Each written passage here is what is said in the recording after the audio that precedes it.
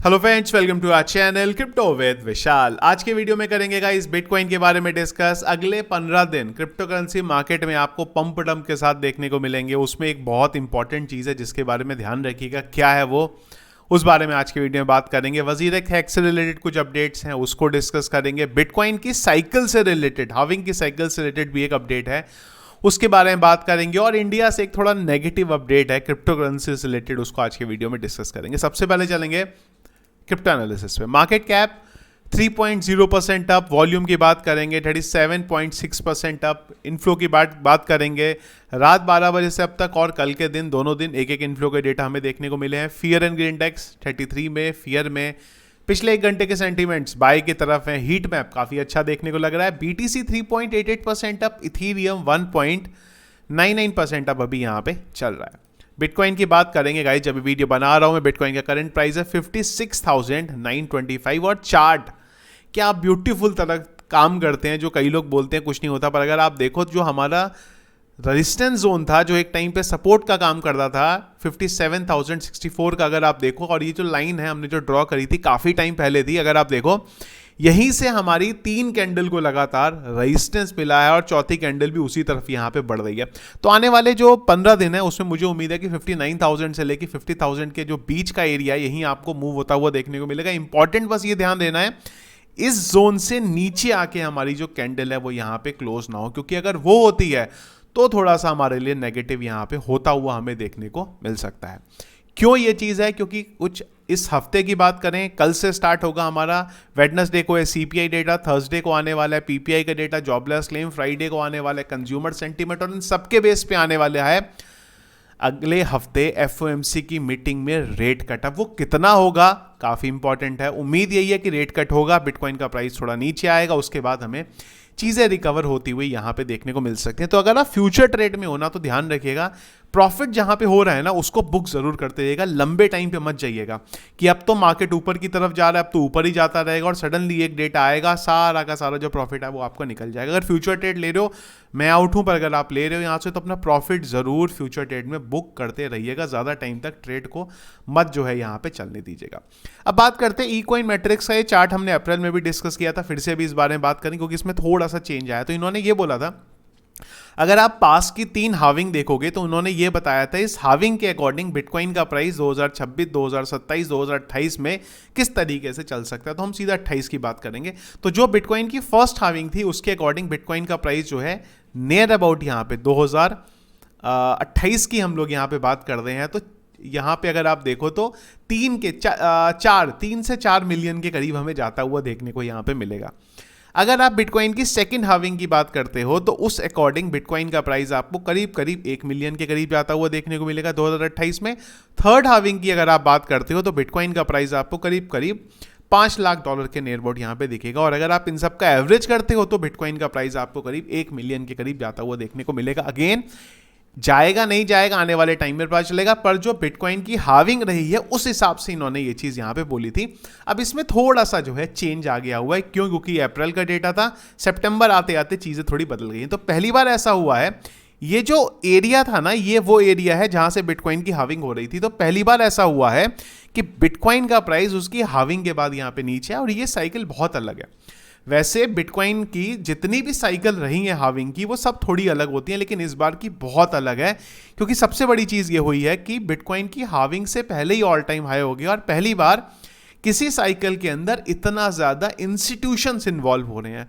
Normally crypto की cycle में या बिटकॉइन की साइकिल में इंस्टीट्यूशंस इतने ज्यादा इन्वॉल्व नहीं होते थे जितने इस बार हो रहे हैं ETF की वजह से। तो हो सकता है चीज़ें बदलती आपको देखने को यहाँ पे मिल जाए इस साइकिल के अंदर, पर अगर आप प्राइस देखेंगे हाविंग के अकॉर्डिंग तो वो मैंने आपको यहाँ पे बताया है। इसके अलावा यहाँ पे ट्रंप अगर इलेक्शन जीत जाते हैं तो एक एसेट मैनेजमेंट फर्म है बर्नस्टीन, उनकी अकॉर्डिंग यहाँ पे बिटकॉइन का प्राइस आपको $90,000 जाता हुआ देखने को मिल सकता है ट्रंप के जीतने के बाद। लेकिन सबसे बड़ा क्वेश्चन ये है यहाँ पे कि कोई भी इस बारे में बात नहीं कर रहा है ट्रंप के जीतने के बाद 2025 में अगर रिसेशन आया बड़ा तो क्या होगा। एक चीज़ ये है कि करेंटली यूएस के एक जो डेटा है वो ये बोलता है, रिपोर्ट्स कुछ ये बोलती हैं कि यूएस का हाल एक्चुअली में काफ़ी ज़्यादा ख़राब है। जो डेटा आ रहा है वो इतना ज़्यादा खराब इसलिए नहीं आ रहा है क्योंकि उसको मैनिपुलेट किया जा रहा है, वो इसलिए क्योंकि यूएस में इलेक्शन होने वाले हैं। तो गवर्नमेंट ये दिखा रही है कि हमारी तरफ से चीज़ें खराब है पर बहुत ज़्यादा खराब नहीं है। पर लेकिन अगर ट्रंप आता है और ट्रंप को पता चलता है ये कि भाई यूएस की तो हालत बहुत ज़्यादा खराब थी और डेटा गलत आ रहा था, तो उस टाइम पे चीज़ें क्या होंगी आने वाले टाइम में पता चलेगा। पर सबसे बड़ी चीज़ ये है कि थोड़ा इस बारे में भी हमें ध्यान रखना पड़ेगा कि ट्रंप जीतते भी हैं इलेक्शन पर, अगर रिसेशन आता है तो क्या उस टाइम पे यहाँ पे होगा। माइकल सेलर ने बिटकॉइन का प्रिडिक्शन किया है अगले 21 साल बाद का, और इनके अकॉर्डिंग बिटकॉइन का प्राइस अगले 21 साल में $13 मिलियन जाता हुआ आपको देखने को मिल सकता है। खैर नंबर बहुत बड़ा है पर इनके कुछ अपने रीजन है जिस वजह से माइकल सेलर ने बोला, इन्होंने ये बोला है कि जिस हिसाब से पर ईयर बिटकॉइन का प्राइस बढ़ता है उस हिसाब से अगले 21 साल बाद इन्होंने इस प्राइस प्रिडिक्शन के बारे में यहाँ पे बोला है। वजीरेक्स की अगर आप बात करें तो वजीरेक्स का जो हैक हुआ था उसमें से 5000 इथीरियम को यहाँ पे टोनेटो कैश में ट्रांसफर यहाँ पे कर दिया गया है। वजीरेक्स की तरफ से कोई अपडेट नहीं है 7 तारीख के बाद, ना तो वजीरेक्स के ऑफिशियल ट्विटर हैंडल पे कोई अपडेट है, ना ही निश्चल का तरफ से। निश्चल का जो लास्ट ट्वीट था वो गणेश चतुर्थी की विश का था, उसके उन्होंने कोई भी अपडेट यहाँ पे नहीं किया है। लेकिन एक रिपोर्ट आई है और इस रिपोर्ट के according no evidence that WazirX attack originated on liminal web app. एक रिपोर्ट के अकॉर्डिंग ये चीज बोली जा रही है कि जो वजीरेक्स का हैक हुआ था उसमें कोई भी एविडेंस ऐसे नहीं मिले हैं फ्रंट एंड के, बैक एंड के या फिर यूजर इंटरफेस पे चेक करने के बाद कि लिमिनल के एंड पे कुछ इशू हुआ है यहाँ पे। तो इसका मतलब ये इशू किसके एंड पे हुआ है यहाँ पे? पहले से ही कई लोग इस बारे में बात कर रहे हैं, जो कमेंट्स भी आते हैं कि वजीरेक्स का यहाँ पे बहुत बड़ा रोल है, ये हैक में कहीं ना कहीं वजीरेक्स ही रिस्पॉन्सिबल है। पर वजीरेक्स हर बार ये बोलता है हमारी कोई गलती नहीं है, जो भी हुआ है वो लिमिनल के एंड पे हुआ है। लिमिनल ये बोलती है हमारी कोई गलती नहीं है, सब कुछ वजीरेक्स के एंड पे। गलती है किसकी? खैर गलती किसी की भी हो, दोनों में से किसी को फर्क नहीं है, दोनों अपने अपने एंगल पे, कोई सिंगापुर में केस कर रहा है, कोई कहीं कुछ कर रहा है।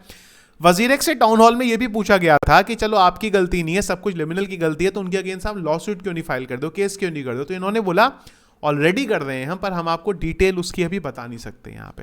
तो कहाँ चल रही है चीज़ें पता नहीं। वजीरेक्स ने पास में ज़रूर कुछ रिपोर्ट शेयर करी थी जिसके अकॉर्डिंग ये क्लियर कट था कि वजीरेक्स के एंड पे इशू नहीं है, पर अब जो रिपोर्ट्स आ रही हैं वो टोटली यहाँ पे ऑपोजिट आ रही हैं। तो आने वाले टाइम में समझ में आएगा गलती एक्चुअल में यहाँ पे थी किसकी।